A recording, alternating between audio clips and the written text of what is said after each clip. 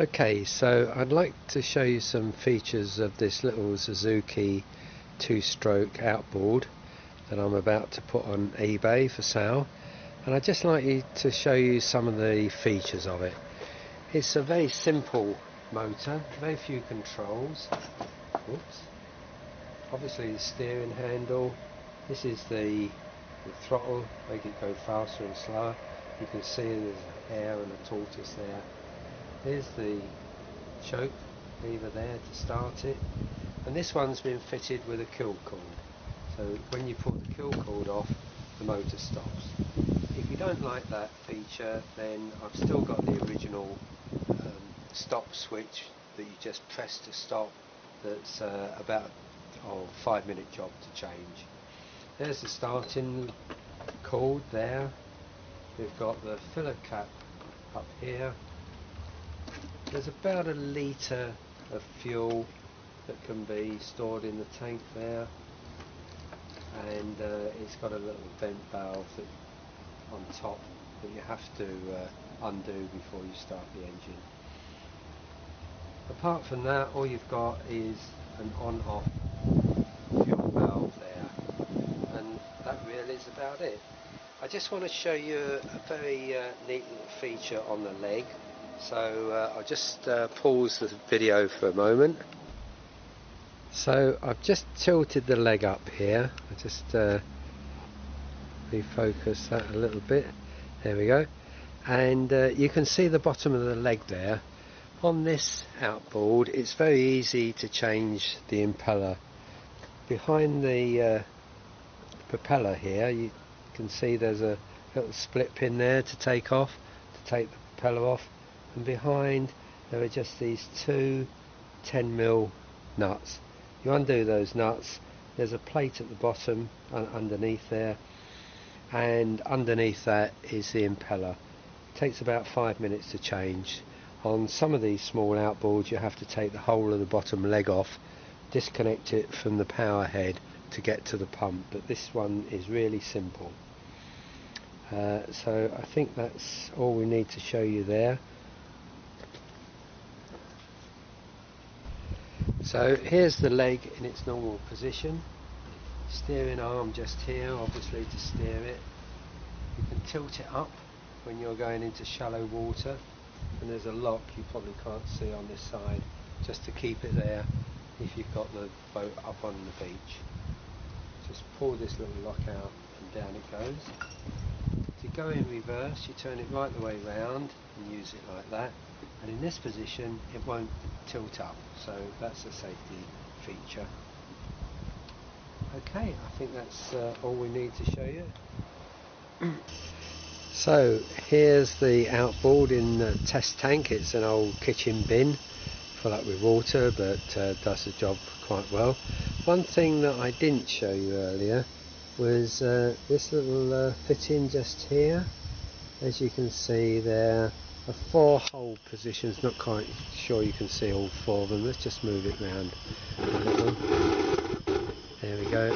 4 hole positions there, so that you can adjust the tilt of the leg to fit your particular dinghy and the rake of the transom. So that's quite a neat little feature. Just makes it go along a little bit better. So we're in the test tank now, and we'll just try starting it up. This is the first start of the day. It's a not particularly warm September day in the UK, but we'll have a go. So first of all, I'll show you the fittings on this side. Can you see those? Maybe we just need to zoom in a little bit on those. Just come around the corner a bit. Yeah, there we go. Okay, so we need to fit the kill cord in. We need to have the choke on the position that's shown on the fascia here, and we need to have the throttle in the position with the arrow. So it's all very straightforward really. We need to undo the vent cap and just turn it around this way a bit, and just need to put on the fuel cock. Now the way I normally start these engines is just to give it a gentle pull to start with, so just like that, and then the next one hopefully will start it, and it didn't. So okay,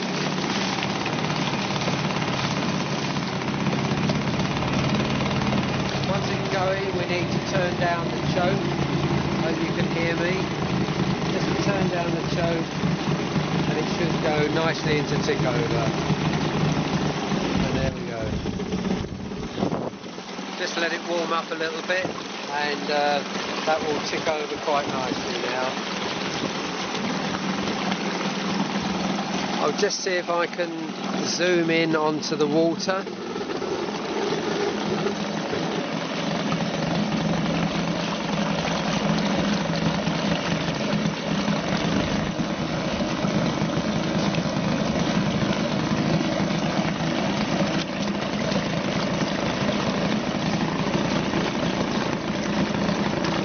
Water comes out of two holes up here. You can see, hopefully you can see my fingers getting wet here. If we pull on the throttle a little bit, that will come out a bit faster. There we are, and that's about it really. These little two-stroke outboards really ought to have the fuel changed at the beginning of every season.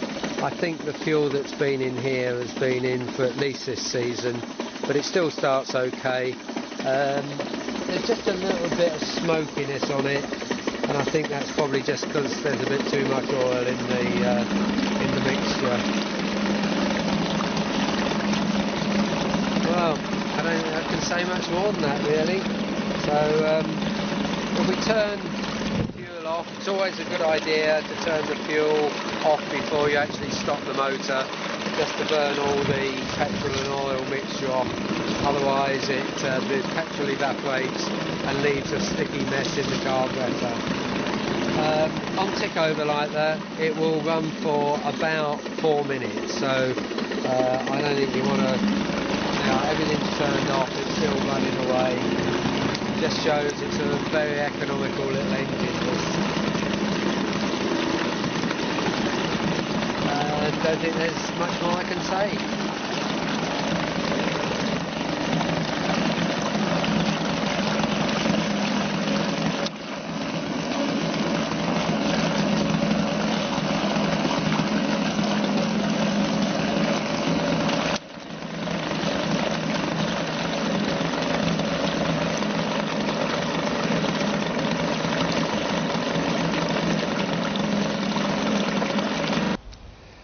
Just a few more things I'd like to say about this engine just before we finish the video. You will have noticed this piece of plastic pipe here. I've put this on as an extra handle. It's very handy if you're lifting it up, perhaps over the rail of a boat, to get it onto your dinghy. If you don't like it, then there's just a couple of bolts here, one each side, so you just take those out, take the tube off and put the bolts back. And it's as simple as that. I found it very useful, but you might not. This runs on 100:1 petrol to oil mix, so it's a very lean mix there in terms of the amount of oil, so it's not only more economical but doesn't foul up the plugs so readily. Talking of the plugs, very easy to get to the spark plug here.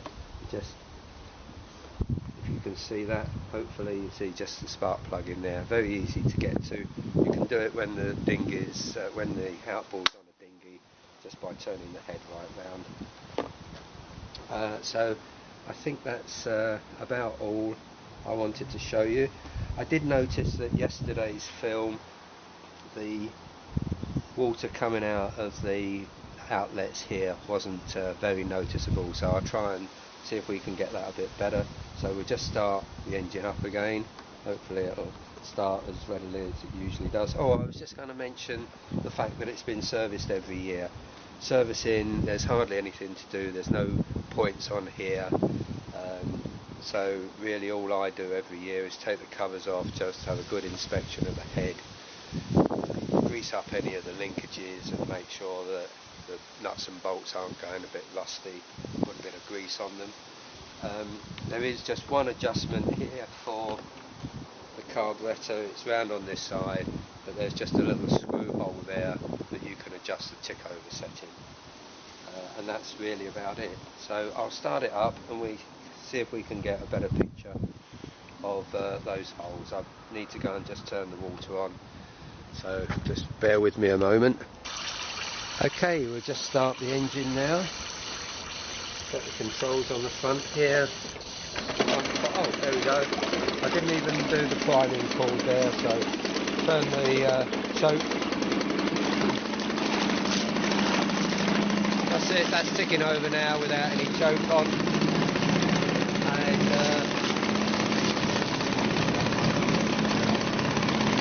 just try and zoom in on that water hole.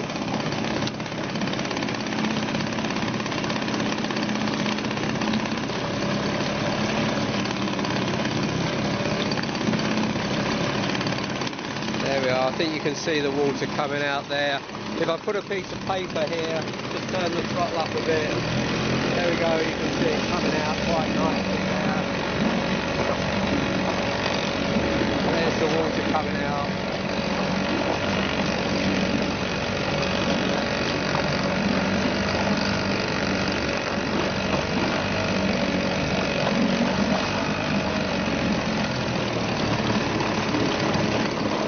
See it coming out here quite nicely now.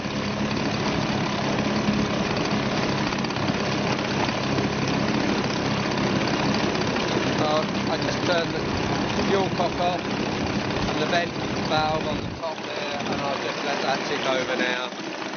As I say, that'll run for 3, 4, 5 minutes like that. So there you go, folks.